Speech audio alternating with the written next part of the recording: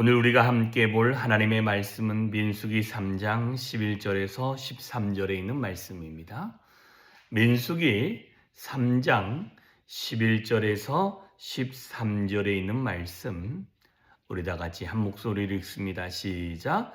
여호와께서 모세에게 말씀하여 이르시되 보라, 내가 이스라엘 자손 중에서 레위인을 택하여 이스라엘 자손 중에 태를 열어 태어난 모든 마지를 대신하게 하였은즉 레위는 내 것이라. 처음 태어난 자는 다 내 것임을 내가 애굽 땅에서 그 처음 태어난 자를 다 죽이던 날에 이스라엘의 처음 태어난 자는 사람이나 짐승이나 다 거룩하게 구별하였음이니 그들은 내 것이 될 것임이니라. 나는 여호와이니라.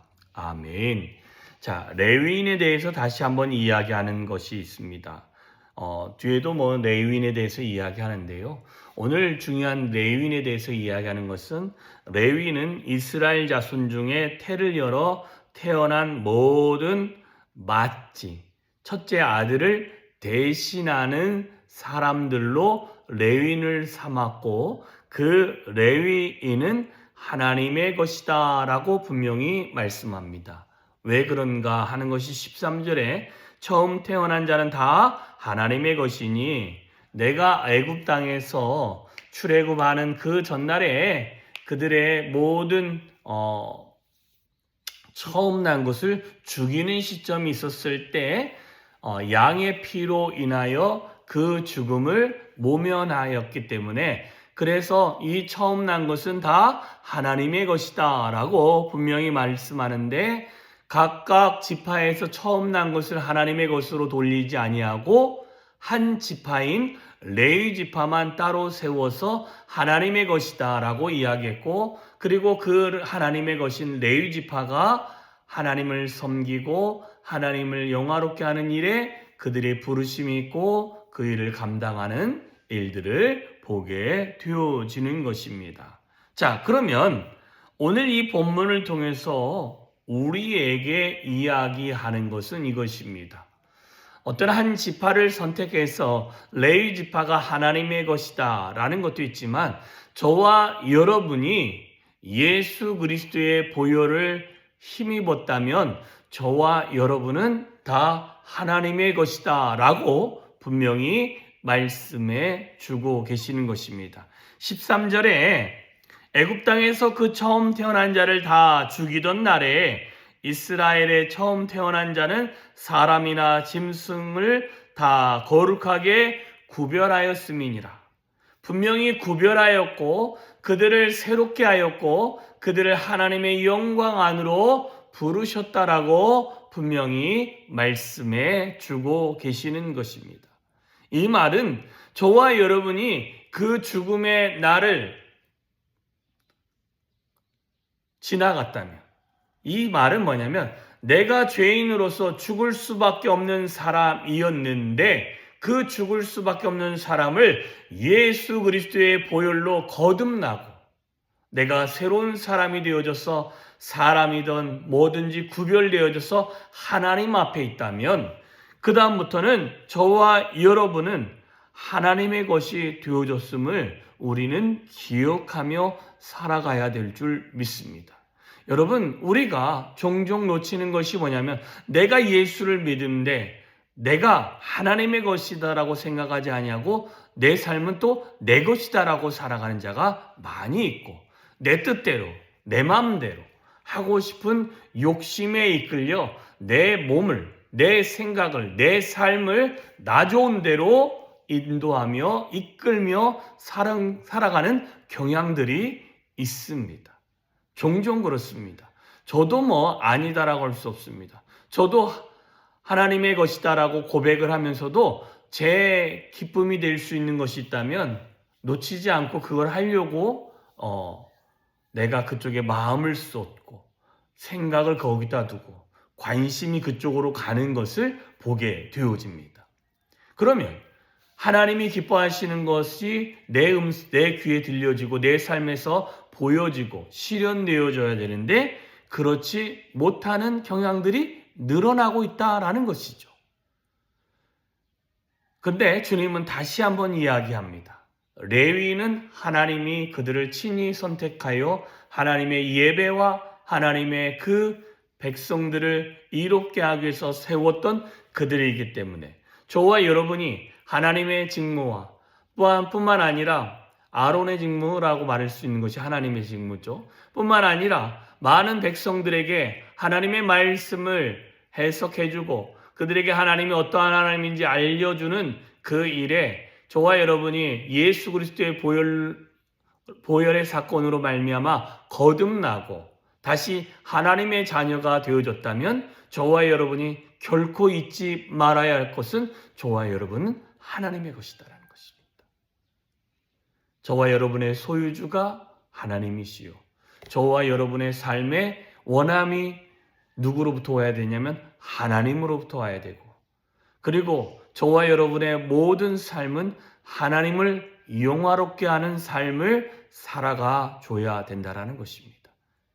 그러면 우리가 큰 숙제는 무엇이냐? 하나님을 영화롭게 하는 삶을 사는데 우리의 마음과 생각과 우리의 삶의 방향이 있어야 될 줄 믿습니다. 그러면 하나님을 영화롭게 한다라는 것은 아무것도 안 하고 하나님의 일만 하고 그런 것인가? 그게 아니라 하나님의 영광을 위하는 삶은 저와 여러분의 주어진 삶에서 최선을 다하여 하나님께 영광이 되어질 수 있는 말과 행위를 하는 것일 줄 믿습니다. 그러니까 주어진 삶도 하나님께서 이 삶을 통하여 영광을 취하신다라는 생각을 가지고 그 주어진 삶에서 최선을 다하셔야 됩니다. 이게 하나님께 영광이 되어지는 것입니다. 그래서 농사를 짓는 농사를 지으면서 하나님께 영광이 되어질 수 있고 가르치는 자면 가르치는 일로 하나님께 영광이 되어질 수 있습니다. 왜? 그 주어진 일에 최선을 다하는 것이죠. 그런데 한 가지 더 추가를 한다면 그 일을 함에 있어서 나의 모든 마음의 태도가 하나님께 집중되는 태도를 놓치지 마시기를 주님의 이름으로 축원합니다. 하나님, 내가 이렇게 함으로 하나님께 영광이 되어지기를 소망합니다. 하나님, 내가 이렇게 걸어가면서 주님을 만나는 사람마다 이야기할 때도 하나님께 영광이 되어지기를 소망합니다.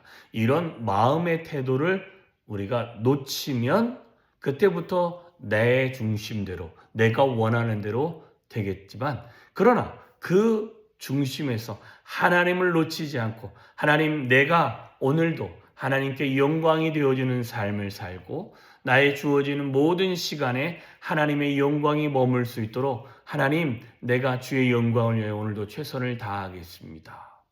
지금이 월드컵 그 기간이잖아요. 거기서 뛰는 모든 선수들은 자기를 통하여 하나님의 영광이 드러나기 위하는 그런 경기를 하는 사람이 있습니다. 왜 그러냐면 남미 사람들이나 아니면 그 스페인이나 유럽은 대부분 천주교를 믿는 사람들이 있어서 그 천주교 신자들은 들어가면서 기도하고요. 또한 예수 믿는 사람은 또 예수 믿는 사람은 나름대로 그 경기가 하나님께 영광이 되어질 수 있도록 그렇게 기도하는 사람들이 보여집니다. 모든 것이 자신의 그 모든 행위와 자신의 언어와 자신의 삶이 하나님께 영광이 되어질 수 있도록 해야 된다는 것입니다. 이유는 간단합니다. 저와 여러분이 누구의 것이다고요? 하나님의 것이다 라는 것을 기억할 수 있는 그런 거룩한 한 날 되어주시기를 주님의 이름으로 축원합니다. 기도하겠습니다. 참 좋으신 하나님 감사합니다. 오늘도 귀하고 복된 하루를 허락하셔서 주님 안에서 거룩한 삶을 살게 해주심에 진심으로 감사를 드립니다.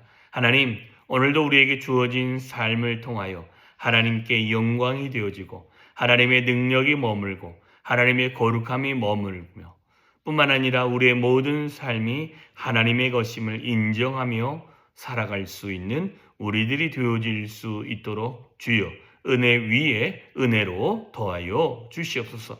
그리하여 하나님께만 영광이 되어지고 하나님의 거룩함이 머물고 하나님의 역사가 우리의 삶에서 나타나는 은혜들이 차고 넘칠 수 있도록 주여 함께하여 주시옵소서. 그리하여 하나님, 내가 주께 속하였으며 나의 모든 삶이 하나님께만 영광이 되어지는 그런 삶이 되어질 수 있도록 오늘 한 날도 주님과 함께 최선을 다하고 하나님께만 영광이 되어지는 그런 삶을 살 수 있도록 하나님 은혜를 내려주시고 우리와 동행하여 주시옵소서. 놀라운 하나님의 은혜가 우리의 삶을 인도하여 가시기를 소망하며 예수님의 이름으로 기도하였사옵나이다. 아멘.